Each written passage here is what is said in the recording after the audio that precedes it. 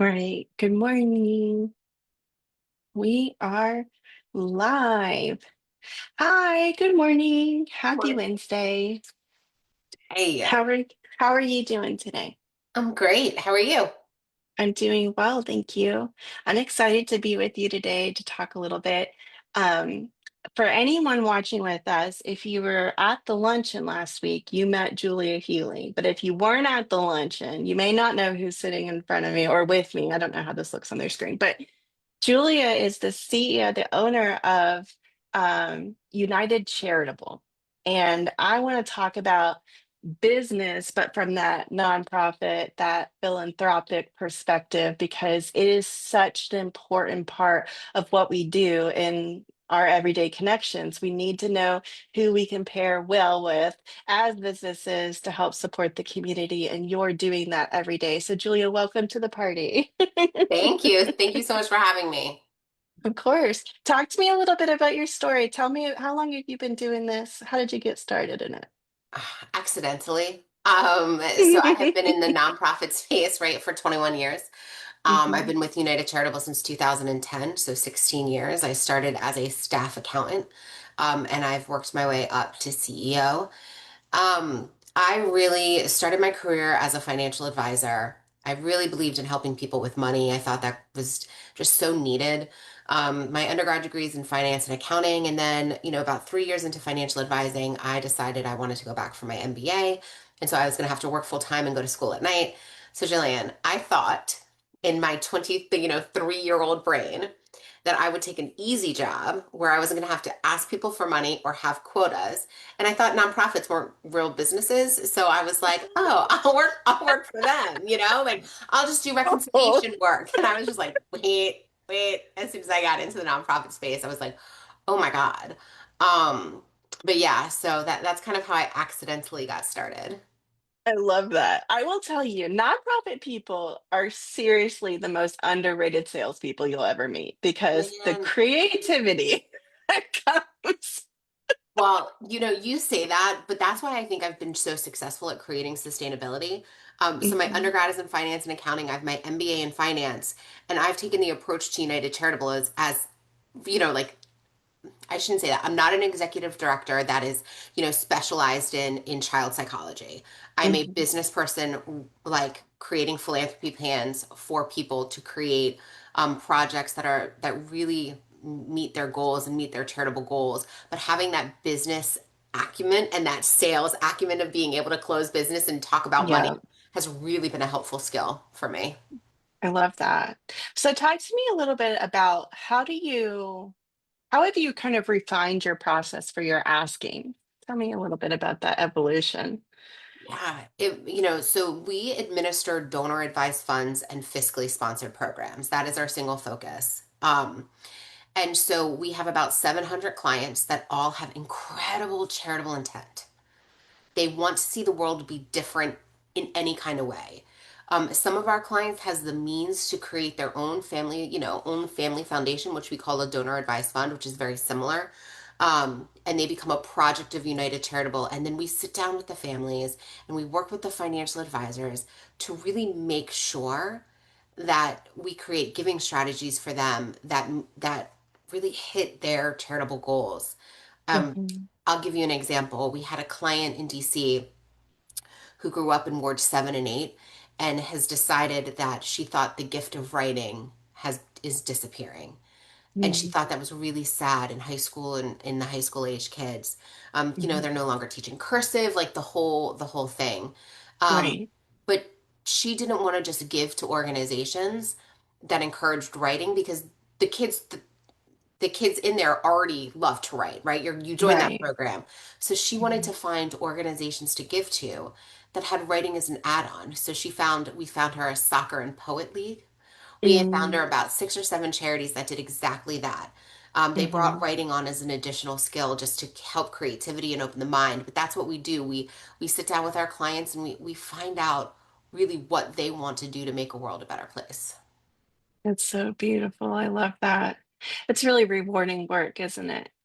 I we joke about this all the time because like when I have to deal with problems, it's like charitable problems, right? So it's like Hmm.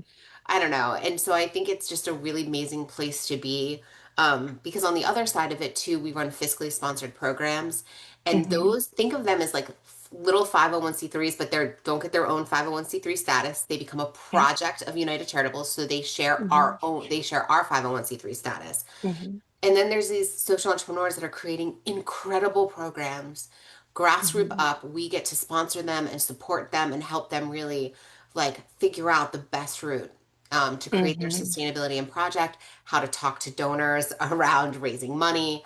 Hmm. So it's a fun place to be because I get to see like the most incredible people doing such incredible work.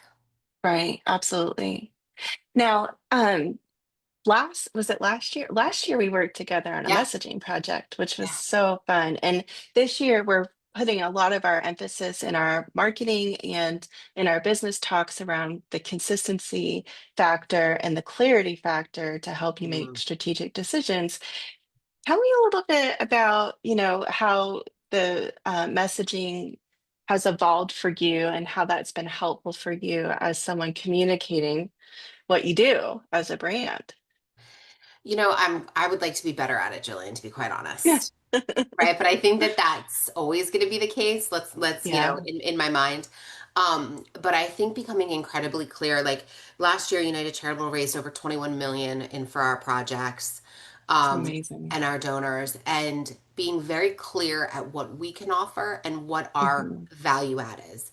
And I think, Jillian, Yeah. when we talk about what we worked together and we did our competitive analysis and we did our Hmm. language and we were very, very clear on Hmm. what United Charitable is good at and what we do and who we serve. Right. Hmm. And so I think that's was the best thing that could have happened to us Hmm. because when you're clear on what you're good at and who you serve, it is so Yeah. much easier to do it, right? Hmm. So Absolutely. we know that we're great at business owners. We run Cheesecake Hmm. Factory's employee relief funds. We run Bush Arbor's Hmm. home mission funded project here in Virginia, and we are good at meeting social entrepreneurs that want to make an impact, Hmm. that believe it in their fabric. They're not doing it just because it's good for marketing, right? To have some cause and Right. thing.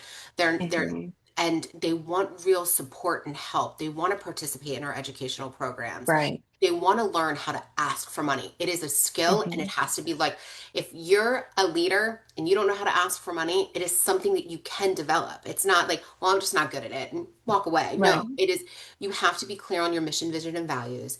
You have to do Hmm. the work of making sure that your language is correct. And you have to Right. do the work on telling people if they do this, they'll get this. Yes.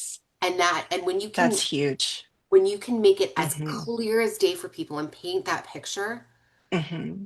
oh God, the doors you open for them, the way that their Hmm. imagination starts to go, the way they see themselves. So, Jillian, we worked a lot on creating of language around. I don't know if you remember, because I'm sure Hmm. I'm your favorite client of You all are time. my favorite. Right, Absolutely. I bet you every client says that. But we worked a lot on the imagery of the journey imagery, right? Yeah. Like Hmm. guiding you on your charitable journey. And so we talked a lot. We have a lot of Bridget, like, do you know what I mean? Like all of Yes. like the visualization of you can Right. start on a path Hmm. and we can meet you at any point as you are. So if you're a donor that wants to give away $100 a month or a business owner Hmm. that wants to do $100 a month, right? Which would be Hmm. $1,200 a year, we can create a spectacular scholarship program that you can give Hmm. back to Potomac Falls High School, right? Or a local high school around Hmm. here or Heritage or whatever it may be Right. where you grew up in this area or even Hmm. if you were born and raised in New Jersey, we can create a scholarship program there. But Hmm. you can create impact with wherever you're at. And Hmm. we feel it's a shame that you don't feel like you're enough to start, so we encourage you to just Right. wherever you're at. That's so beautiful. Now, there's another part to your organization that I find just delightful. Talk to me about Athletes Charitable. Yeah. So when I took over as CEO in 2019, I wanted to really figure out what our what our stance was going to be, right? Like that we do have obviously competitors and we have people in this space and we have community foundations, we have like all sorts, right? We have Fidelity Charitable, all these fun things that do a lot of, but Mhm. what is going to make United Charitable different?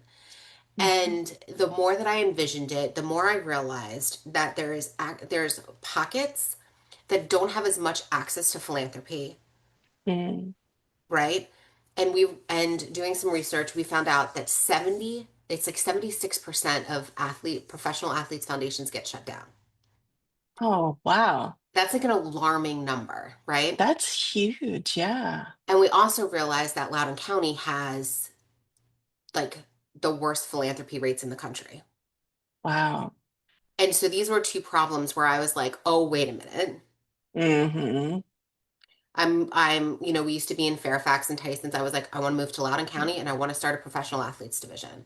Those are the two Hmm. callings that I think we can make a huge difference in inspiring, especially business owners in Loudoun County to create give back programs. But then with the Athletes Charitable, it was kind of just it was kind of just like, oh yeah, I'll do it. I actually could pull out the notebook where I'm like professional athletes question mark. And I just kept like, Love that. yeah, right. And I Hmm. just kept like, I don't know, ruminating on it is the right word. Hmm. Um, yeah.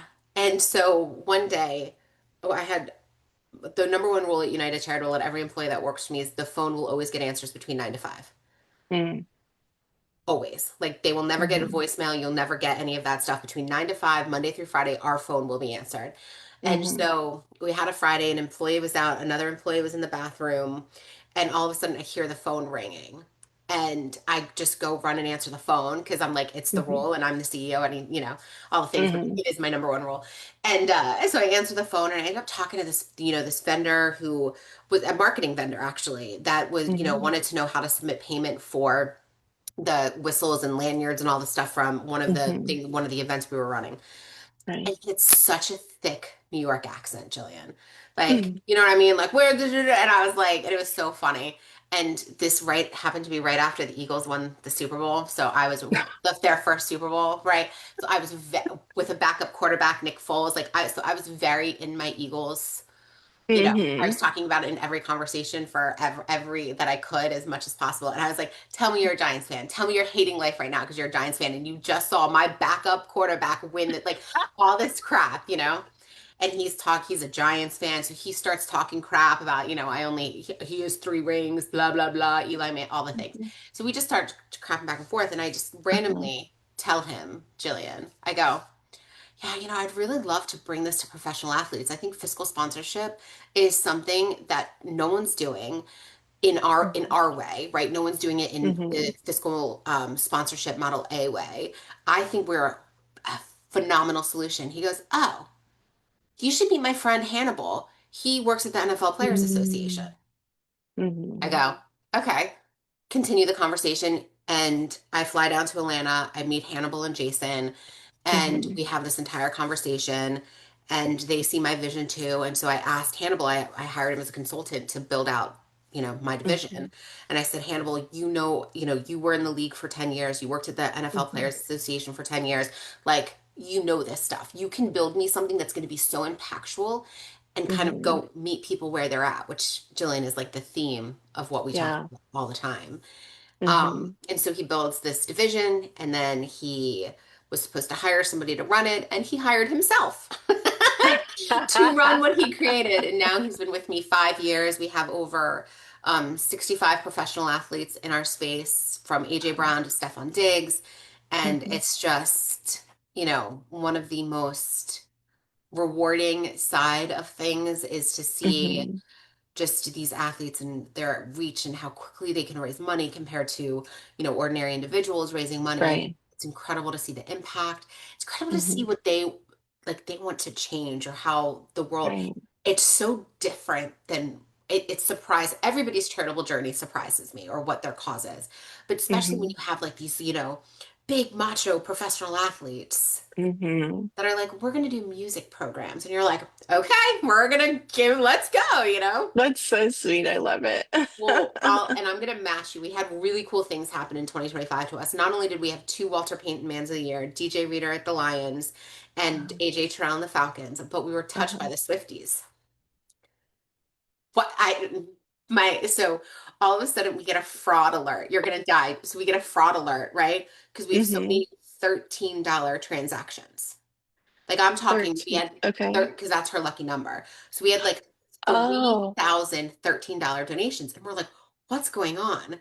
Well, we realized that, she had the documentary on, yeah, Disney. Uh-huh. Her dancer, Cam Newton, I don't know if you know, he's like Mhm. he's one of her main dancers. So if you ever watched any of the Taylor Swift, when she's like, Mhm. we are never ever getting back together, and then the guy says like never in every language if they're in Germany, yeah. Okay. So him, Uh-huh. he speaks around, the reason he was able to make it to the audition is because his brother, who plays for the Saints, who's one of our clients, paid for his plane ticket. And so the Taylor Swift fans looked up his brother and realized he had a foundation and $3,013 donations. I'm just saying, the world is a beautiful place. That is You know? so cool. Yeah, almost $40,000 raised just because, right? One other person Wow. believed in somebody else. And it's just seeing and being around this stuff just makes you believe every single day that the world is a fantastic place when people are, Mm, living out their passion and their cause or the calling that's inside them. yeah. And gosh, could we ever just use that in this season? The world, we need to see the good. There's a lot of good going unnoticed. So I think it's great that you get to put a light on those areas and really you basically open opportunity for people that they wouldn't otherwise have. It's really incredible. And Jillian, that's exactly it. And I think, I'm in a place now where I know because the world is a very hard place right now, especially for nonprofits, Hmm. especially for canceled Yeah. grants, just losing funding, all the things. Right. Hmm. But looking at like the good, it does make it easier, right, Right. to Hmm. create more good, right? So Right. that's kind of my vision. I love it. Well, I'm a marketer, so I know this is business talk, but I gotta ask. I love nonprofit marketing. Mhm. I worked for the YMCA for 7 years. I worked for a church for three. I love nonprofit marketing. What are some of the most beneficial grassroots marketing efforts you've done just over the years that you could share with some of our CEOs that might not have big marketing budgets but could use some grassroots marketing for themselves? So I'm going to say this. I have paid money for marketing, and I have Mhm. learned that the best thing that I've ever done is really when I talk to clients and get their perspective. And that doesn't Mm, cost a lot of money. Pick up the phone, right. call your clients, call a donor, call somebody Hmm. that has been, a benefit of a service that you offer. Bring both Mm, together in a phone call. Get hmm. both perspectives, do a blog series on it, make 12 posts. Like there's so many Hmm. different ways. And even this afternoon, one of our, I I'm trying to start. I've done all the interviews. I just haven't written the blogs, Jillian. Like that. This Hmm. is where I'm not practicing what I preach. But even right. But even now, making sure that if you're a nonprofit, it's hard because you don't want to exploit. Right. The idea is Right. never you can't exploit because that doesn't feel good to anybody. Right. Um, but you can do it in ways where donors can really feel like they're making an impact and then putting it out into the world. If people can identify with that, Hmm. want to feel good. Like they want to feel like they're Right. helping somebody else, right? Right. And I think we need to take away, it's also a big soapbox of mine, taking Hmm. away the stigma of it's bad if you need help. I think is Mm, incredibly important too.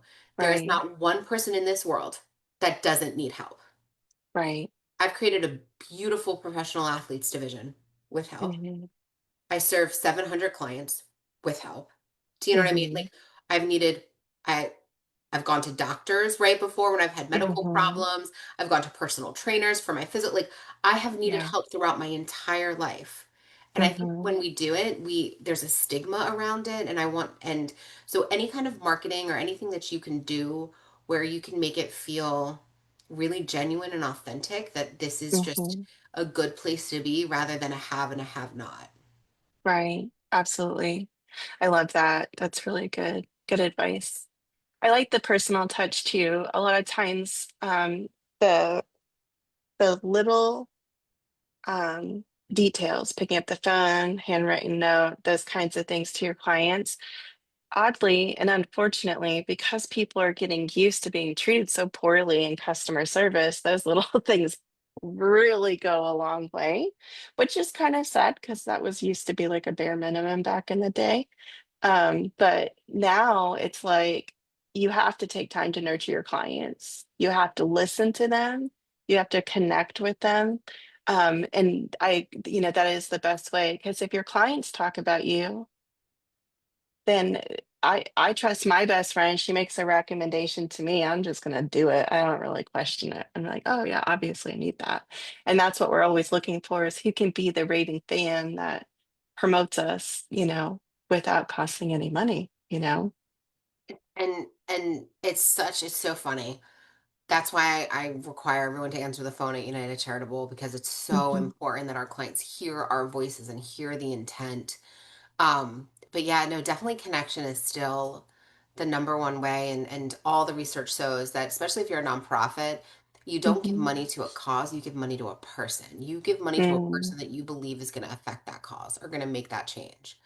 right. Um, and and that, it's hard to do that when, and I understand technology is great and we use all of it. Like we use everything at United Charitable, but it will never Hmm. take away from, because Jillian, you made me do these marketing, you know what I mean? You gave me all the messaging Hmm. for my stuff. But it doesn't take away from the personal touch, right? You can do Right. both. Absolutely. I was thinking I maybe like do that. those emails, thank you I know. emails, standardized. Jillian, do you not remember writing them? I do remember. Yeah. It's But like important. It's important to have like both. not just clarity around your messaging, but clarity around who you serve and who your audience is so that you can actually talk to them. You cannot talk to someone you don't understand, right? Like you can't communicate and you can't communicate something you can't talk about. If you're tripping over your words trying to talk about your own business or organization, like how am I going to trust you with my money if you can't even tell me what you do, right? Yeah, and I think it was even too like we suffered before we met you from trying to talk to everybody. Yeah, that's hard, Because we wanted to be inclusive, right? So we wanted to right? feel like everybody could. Hmm. But when reality is we'll take anybody that has a real social impact, like who really Right. wants to make a difference in their community, but that has to be it. Because you're going to have Hmm. to be on a journey with us. So Right. you're going to have to Hmm. learn and you're going to have to grow and we're going to have to do this together. And if you're not ready for Right. that, Hmm. then you're not our client right now. You may be in five Right. years, right? You may be when you feel like more of a calling to it, like it's something you should be Hmm. doing. Um, Right. but that was really interesting, Jillian, when we were like, I just remember being like, oh yeah, that Hmm. that makes sense. But I also having somebody else write it for you because you're so in it. Like Hmm. you use words that you understand that you think everybody understands. And Jillian, you were like, Right. no one understands that. And I was like, Yeah. but wait, what do you mean no one understands that? That's like so they're like, nope, Like that's that's industry. basic. Yeah, Yeah, you're that's like, that's industry. industry jargon that you Hmm. understand, but it's Hmm. confusing when you say it, you know what I mean? Like when you say it Right. to an individual, and I was like, oh, okay. Yeah. It's so challenging, like when you're an expert in something, to get into the communicable space of communication Yeah, because doctors struggle with this a lot, and it's easy to see it with doctors, I think, because they either have a bedside manner or they don't. They're kind of like a hit or miss, right? Like they either come up to you and they are mindful of your condition, they explain things thoroughly, they make sure you have everything that you need, right, or they come up and they just say, "Oh, you're gonna die. Do you have any questions?" And they walk away, and you're just like, "Where's the emotional intelligence in any of right. that?" Needing to have clarity, needing to have some kind of empathy towards your audience happens by understanding who they are and what their pain point is. Like you were talking in the beginning about the power of defining that transformation and how important that is because that transformation is like the thing that sets you apart. Right. You're going to guide them on a journey from I don't know what I'm doing essentially, but I have a vision and I need help implementing it to I am now a social entrepreneur, right? Like you're taking them on this beautiful journey and pathway forward, the bridge, everything that we talked about Yeah. earlier. It's empowering and you're also I love this piece too because this is important to me. You're educating and informing on a major gap that we have. And I think that's beautiful. I love that. No, I love that you say that and recognize it. Well, just because a Hmm. lot of people and if you were at, the luncheon last week, a lot of people think they're not enough. Yeah. And it to make a difference. And I'm like, listen, you have $50 a month, you have an hour a month that you can give. You are Hmm. enough, and that defines you as a philanthropist. That Right. title is not saved for Bill Gates. Like that title is not saved for any, Hmm. it is somebody, I mean, if you actually look at the definition, it's somebody that does something for somebody else. Right. Go That's vol beautiful. like even Jillian, you've Hmm. volunteered your time working in nonprofits. Like you think about Hmm. this, you don't have to give money. There's time, Right.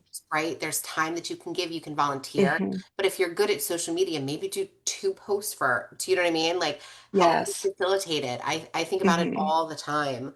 Um, Hmm. you know, and even I'll give another example is that I've had a ton of people volunteer to do things for United Charitable. I mean, Hmm. I've had a chiropractor come in and teach people how to sit at their desk That's amazing. just They would for, not like my sitting yeah, right now. I'm like, and wait there. exactly. It was Dr. Misty Paul. Like she literally did Oh, it I in love her. she did it an entire webinar for my Hmm. employees about how to sit at her Hmm. desk, and she gave the oils to like, she talked about doTERRA and Yeah. the oils, right? I've had people Mhm. come in and volunteer an hour to talk to my employees about everything under the sun. Here's what a will Mhm. should be. This is what this looks like, Right. and that's an expert in their space volunteering their time to educate employees about things, Right. right? Like that, I think is an amazing way if you're a business owner Yeah. and you definitely maybe don't have, whatever, $500 to start a scholarship or Hmm. $500 to partner. Well, what are you good at? Like, what could you do to volunteer your time? Yeah. I love that. I think after all the year, like I grew up in the church and then I ended up working for a church. I have a degree in theology. I went to Bible college. Like my whole world was around that.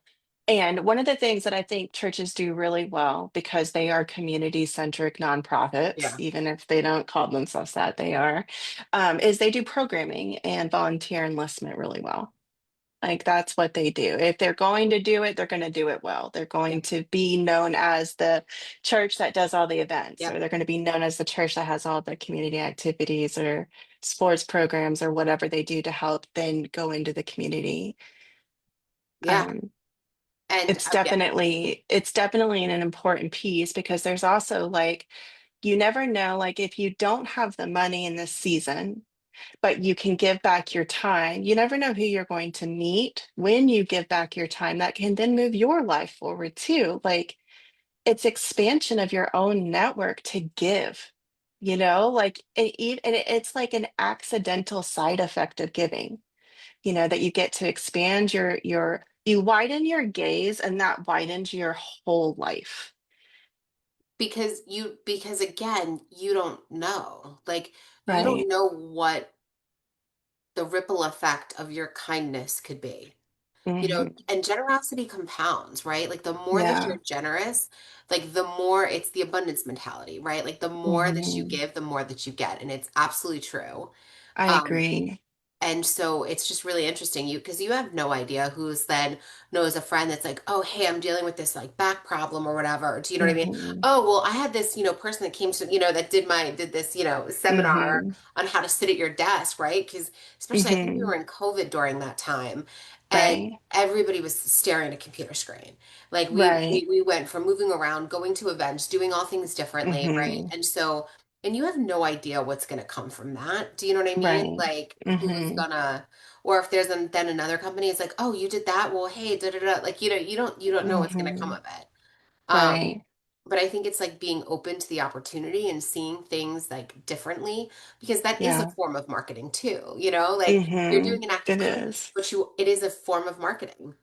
It is. And, for the CEO woman, being philanthropic is super on brand. Tina is very philanthropic. She's constantly matching giving campaigns and Yeah. giving back to the community and just always being on boards and serving as much as she can whenever she can, which we love. That leadership model is so good. But as a business owner, if you're looking for a way to expand your horizons, because I don't want it to be about meeting new people only. It's expanding your horizons. It's It pushing is. yourself a little out of your comfort zone to do something that benefits outside of your immediate circle, Yep. right? That ripple effect. But I love that. So Julie, we're done. We're out of time. But before we go, is there anyone or anything that you would benefit from in this season as a nonprofit? Is there anything that we could ask our audience for that you need in this season? Oh, um, yeah, if anybody, the world does need help right now. So if you just have Hmm. a little spark, like a little thought of something that you Hmm. want to create to make difference, whether it's food insecurity or education or kids or environment, whatever it may be, um, Hmm. don't ignore it. Call us because Love it that. doesn't have to be big. We just want Hmm. to serve and we want to help you make the world a better place because we need it specifically right now. Yeah, absolutely. I love that. That's beautiful. Well, for everyone watching and anyone who commented, thank you so much. I just realized we had some comments. My screen wasn't refreshed. Um, uh, Great to volunteer. I agree. And not them swifty. Sorry. Wait, what? One of my friends wrote, not them Swifties. Thanks, Joshua. I love that you watch this with us. He's one of my pastor friends. So I put in the comments of our live the link to your website, Julia, so that people can visit it and check it out. I want to encourage you, even if you just have an idea, if you need a little bit of clarity on that idea, reach out to Julia and her team. At the bare minimum, become informed so you're not just sitting in ambiguity wondering if you can have impact, right? Beautiful. I love it. Awesome. Thank you so much for joining me today. I appreciate you. And anyone watching, we'll see you all next week. Thank you. Thank you. Bye. Bye.